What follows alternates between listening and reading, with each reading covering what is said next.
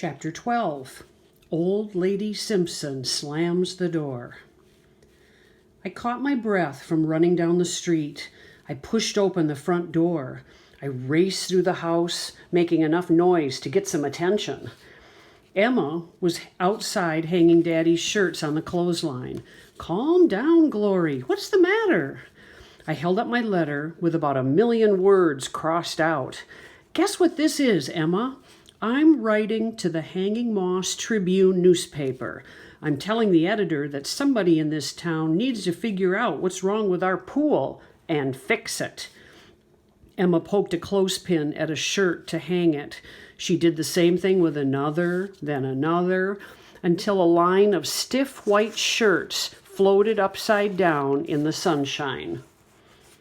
Finally, she picked up the laundry basket and looked at me. "Gloriana, are you sure you know what you're doing?" I didn't stop to answer. I just turned around and I went looking for more paper. I found today's Tribune, a writing tablet, a pencil, and envelopes on Daddy's desk. I brought these to the kitchen table and spread them out. Emma came to sit with her sack of snap peas in her lap. "I'm writing my own letter. Miss Bloom thinks I can." I opened up the tablet. "What you got to say to that newspaper?" she asked, snapping green beans without even looking at the bowl. "Plenty." I started to read. "Dear Editor, closing down our pool in the hottest time of the summer is the worst idea on earth. It stinks that you're closing our pool. Please, open it soon. Now." I looked up at Emma.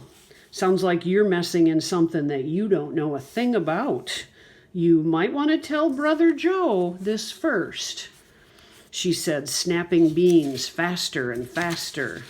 "I'm not telling anybody. I don't want to be making any nosy church people mad, thinking that he helped me. Or Jesselyn saying that I don't write big enough words. And I sure don't want Frankie worrying that I'm giving away any of his stupid secrets." Emma stopped snapping beans and looked straight at me. "A fish that never opens its mouth won't get caught." I put down my pencil. "What does that mean?" "It means if you keep your mouth closed, you don't make trouble. Watch out that you don't get us all in trouble." "Don't worry, Emma. I know what I'm doing." I opened up a clean sheet of paper and I started over. "Dear Tribune Editor, do you know how hot it is in the summer? All the children of Hanging Moss want some place to swim." Words buzzed around my head like a mosquito that needs swatting. Emma shook her head slowly. "If you're bound and determined to write this letter, at least think hard about saying the right thing." "I'm trying." "Shoot, this letter writing is harder than I thought."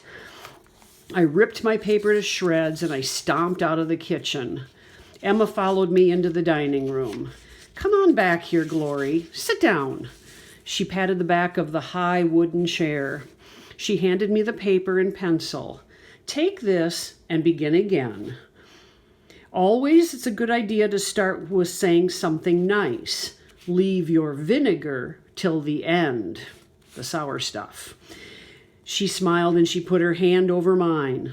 And I remembered our hands together, like Daddy's statue. I took a deep breath.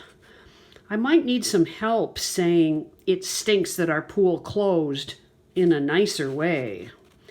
"Well, try thinking about what it really matters to you about the pool," Emma said. "Not just your birthday party.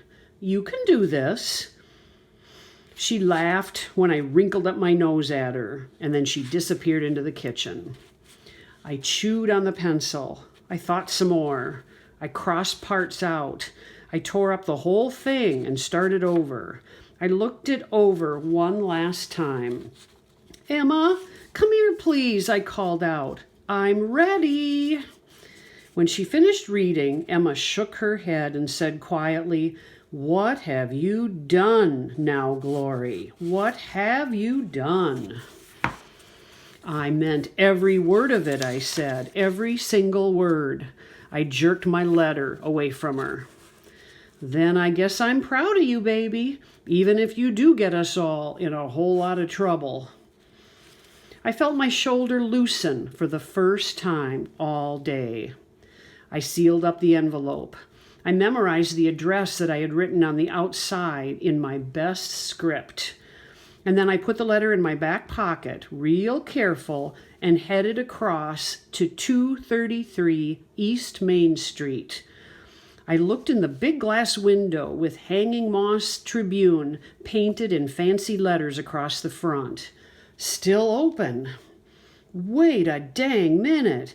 Was that my neighbor, Mrs. Simpson, with her green-tinged hair all done up in a fat bun, inside the Tribune's office, typing away at a desk right by the door? What was she doing there? I tapped on the window and smiled and waved. Mrs. Simpson glanced up and paid me about as much attention as she does when she's playing on the piano at Daddy's church. I took a deep breath to stop my heart from pounding, and then I marched right in. "Hello, Mrs. Simpson," I said, polite as a preacher's kid. The air conditioner in the window was making such a racket I wasn't even sure she heard me. "Hello, Miss Simpson," I said again, shivering in the cold office. "Gloriana Hempel, what brings you to the Tribune?" She smiled in that grown-up way that means people don't really care about hearing the answer. "A letter. I have a letter to the newspaper editor." I reached in my pocket and I handed it across the desk. My heart was pounding. I tried to picture Miss Simpson in her big flowered bathing suit with the skirt billowing out, swimming in those esters at the community pool instead of sitting behind that newspaper desk looking like a hawk ready to pounce on a baby bird. What a sweet thing to do. She hardly glanced up from her typewriter. "What's your little letter about, dearie?" "It's about the pool," I said. "I don't think it's right to close it or to keep people out just because they aren't white." "Oh." Mrs. Simpson's mouth made the letter O when she spoke. "I'll see that the editor gets this." Mrs. Simpson looked like she had just smelt rotten eggs. She held my letter by one corner and dropped it in her desk drawer. I peered over her desk just as she banged the drawer shut. "When will my letter be in the paper?" I asked. "As soon as there's room on the letter to the editor page. And of course, we'll have to check for grammatical mistakes and be sure that the writer composed the letter him or herself." Mrs. Simpson moved toward the door. "I hope Brother Joe is aware of your letter writing," she said, holding the door open. "Yes, he is," I lied. When I stepped outside, a blast of heat made me want to sink down on the sidewalk to catch my breath, but I kept moving. "And for your information, I composed that letter myself," I yelled into the hot, empty air. "Every single word." But Miss Simpson slammed the door and turned the sign to closed, trapping the cold inside.